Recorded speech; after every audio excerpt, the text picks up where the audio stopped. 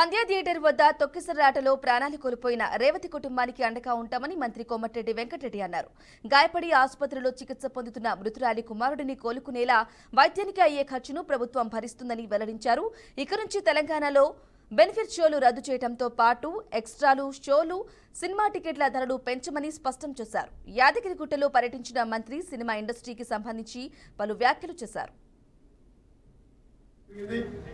ఆ తర్వాత బస్వాపూర్ పూర్తి చేయడం కానీ, R&R కానీ, కాలువలు కానీ, ముఖ్యంగా గంధమల్ల పూర్తి చేస్తే ఈరోజు నీళ్ళ ఈ కాన్షియస్తో పాటు కింది వరకు నీళ్ళు పోతాయి.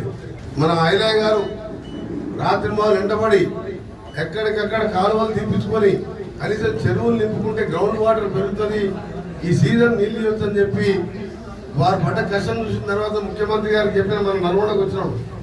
మీరు వెంటనే గంధమల్లకు ఎక్కువ భూసేకరణ అవసరం లేదు, ఆ గ్రామం కొంచెం తీసుకుంటే 1.5 TMs పెడితే దాదాపు 1,00,000 ఎకరాలకు డైరెక్ట్ ఇండైరెక్ట్ చెరువులు నింపినా గ్రౌండ్ వాటర్ పెరిగితే 50 ఫీట్లు బోరేసుకుంటే నీళ్ళు పడతాయి.